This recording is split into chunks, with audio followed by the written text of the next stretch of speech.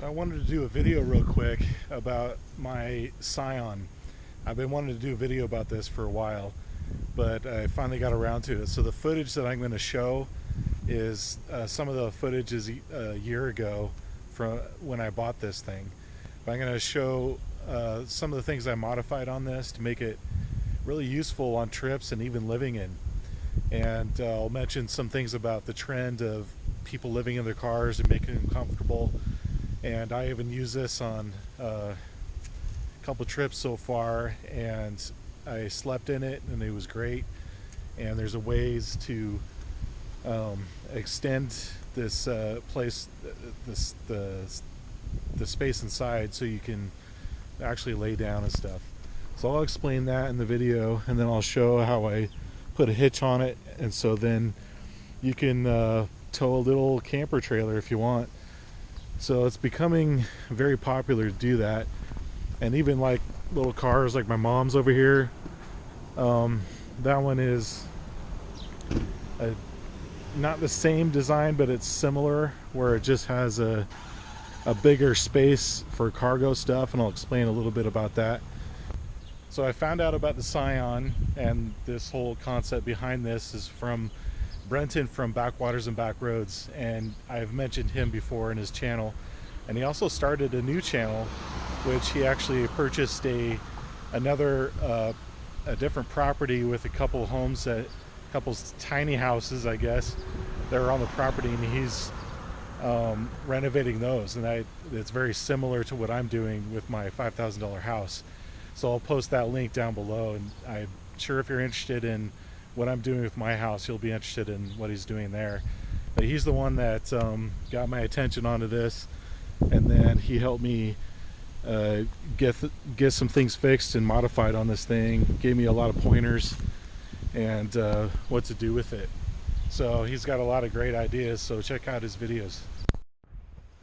So here I am back at Brenton's, and we're actually both working on our Scions at the same time, some repairs and then some modifications. You can see what Brenton has done with his hitch, and I'm going to do something similar to mine. But my point with this is the trend, or the thing that's going on with multi-purpose vehicles and multi-purpose campers and stuff like that. If you've never seen my video about how to convert a cargo trailer into a camper, it's not really a how-to, it's just really pointing out the benefits of it. And it's cheaper, and you just have this diverse way of using it. So, and this is a similar idea. You see people with those big vans that they hollow out and they customize, and that's one of the benefits. And then this Scion is similar to where people like to utilize the space in here and then modify it as well, and some people have gone as far as like putting a little bed in there and some other like camper like things. So there's something with that idea, and you just kind of have to figure out what your preferences are and what your needs are. And smaller is better, and people are living off less. And the guy that I bought this from, he actually had 2 of these Scions, and he was selling both of them, and he had a plan to sell his house, sell everything he had, to go and buy an RV or something like that, and then get off of his mortgage and rent and all that stuff. So yeah, 15 years ago people would say people like that are crazy, but now it's starting to get into that trend, because you just gotta figure out a way to get out of that rat race of all the bills and just get off grid. So yeah. Okay, so Barry and I were just talking about the cool merits of having a Scion XB, because as anyone who watches my channel, you've heard me say I call it my metal tent. And we were just talking about the different modifications we could do to it. Like, for example, you know, Barry and I were saying it would be cool to make like a little awning that would go on the rack of the car, and you could just fold it out, and then you'd have some poles that come down, you stake it off, and then you'd have this, like, you know, shade area here, and you could still open the doors, you know, for when you're using it and sleeping. If you really wanted to get tricky, you could have sides that roll down. You can make yourself like a little side tent like you'd see on some small campers. But then, you know, the point I'm always trying to make with these cars is I kind of see these little Scion XBs as like a glorified metal tent that you can then just get in and drive somewhere, and then when you're ready to stop for the night, you just stop somewhere and you set up your metal tent. You know, whether it's on a side street or whether it's out in the woods, you always just got your tent with you. Yeah, I love this little idea right here. As you've probably seen them, like in the, I don't know, like ideas for camping, whatever. They have an attachment for cars, they make, you know, some cars are known for this, like the Honda Elements, which are just bigger all-wheel drive versions of this. You know, in a way, don't get the same gas mileage, but yeah, they make like a little. They call them like, I think like a hatchback tent or something like that. But you know, you could pretty easily. Someone could just take the time and craft one up for one of these, and then you would just have these walls that come down. You kind of weight out the bottom for the wind, and have a little door flap, and you just come in and maybe put a carpet in here, and now you just have this little room. That's all you need. Yeah. Got a little porch area, and then the rest of your house in there. Who needs a house? I know, exactly. We're all going to be living cars. Yep. So I'm not really liking this stick shift handle, so really too tall. So I looked it up, and it's about 25 bucks for an original stick shift knob. So I found a piece of driftwood around Brenton's house, and I'll see if I can carve something out for it. Well, here's my stick shift knob. This is almost finished. I just have to stain it. So this is the finished product. I just took my soldering iron and just etched in that little graphic right there, whatever you call it. And I took a torch and just torched it all the way around and charred it, and took a dry rag and just wiped it down. That's it. And then as I use it, you know, I guess the oils from my hand will be the finish on there, because that's going to happen anyway. So, but that's pretty much it. Pretty simple. So I just need to get some footage of this so I can explain to others how I did this. But this bracket came from the bottom here, from the original car. This is another metal plate that I was going to use, but the metal is too thin, and the bolts that were here broke off, and so I was trying to put in new bolts all the way through here, but this metal sheeting is too thin. I found it bending in, so there's no way it's going to hold a lot, and that combined with this thin metal, I just didn't want to go in that direction. So I actually thought of a better idea, and my friend Brenton told me about his idea, and so he basically took the bumper off and he utilized these bolts where the bumper bolted in. So I just repurposed this metal that was already down there, and I drilled a hole right here for this place, and then the bottom one was already a hole there. So, and this is thick enough metal, I feel really good about that. So this is going to be a real simple way of doing this. And then I have this metal tubing I got real thick and strong, and a weld right there. So that essentially it'll replace the bumper, and then I'll weld the receiver part in the middle there. And these are going to stick out of the bumper. I thought of cutting this off, but I thought of an idea to actually cut a little slot out of the bumper, slide it through, and I'll have a thing to hook onto for scooters or any little thing I want to hook onto. So, and then I'll paint it black so it blends in. This is a very simple way of doing this. So I'm combining my friend's idea with, I had to improvise a little bit because he had already a bracket there that was from another hitch that I don't have, so I just had to repurpose some of this stuff. And I'm going to drill another bolt hole right through here all the way through there, so it's going to have that 3-point mount there. And this was the bumper, and I was trying to figure out how to reuse this or somehow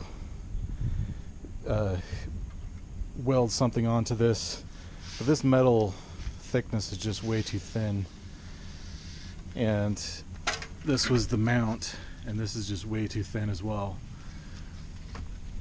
So if I had this on here, if I had any kind of significant weight, it's gonna just tear this right off because it's so thin. So I just did not feel secure about that, but I feel secure about this part. This will show better what I was talking about.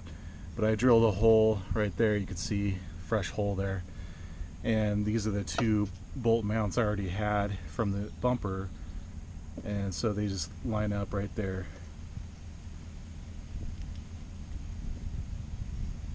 And then that 3rd one I'll just drill right through once I get it mounted.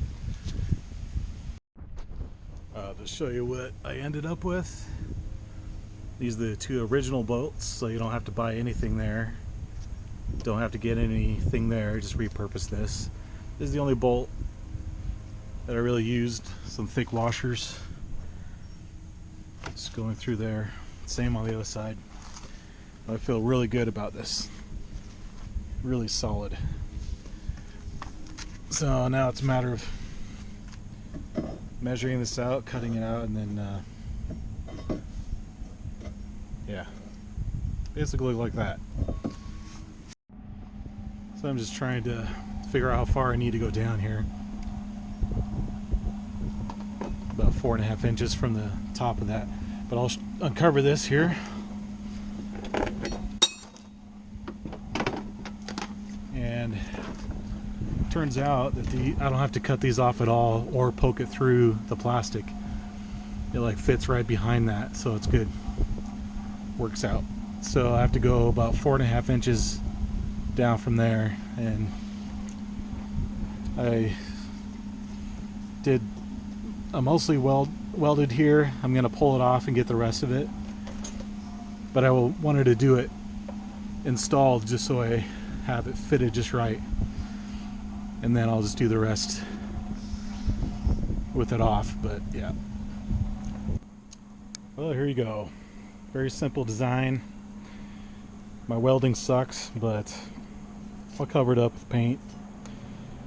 And basically I just use more of this tubing for the length I need it down, and then I just cut off some thick flat pieces right here. Just cut them off and weld them on for support. And you can get these at Walmart, these receiver things, for about 11 or 12 bucks. And I had these metal hook things that's solid. Got them mostly installed. I sprayed this undercoating stuff on it. Makes it look a lot better, kind of covers up my weld stuff.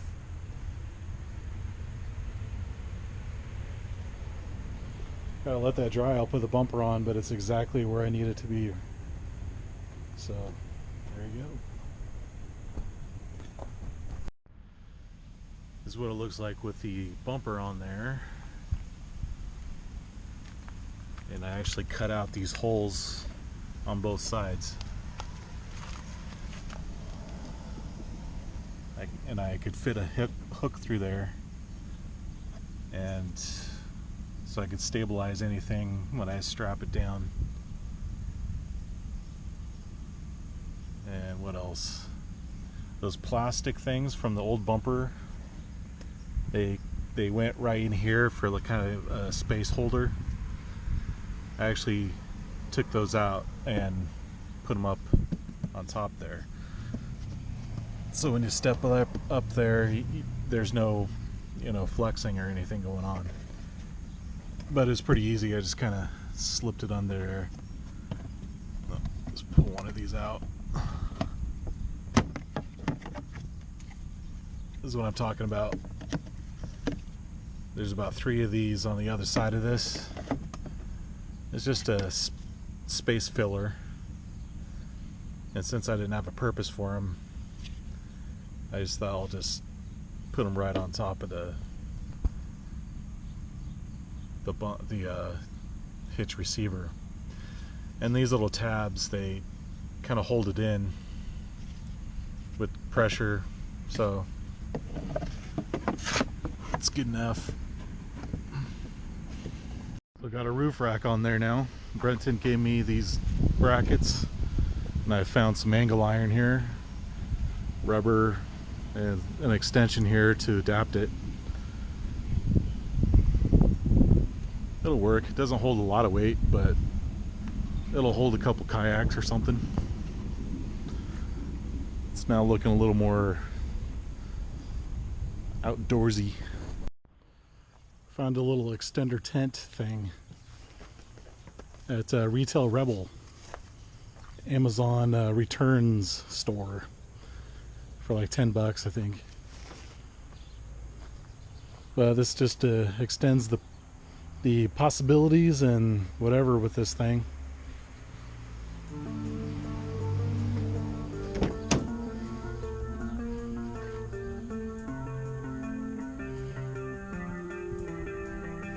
Pretty excited about that.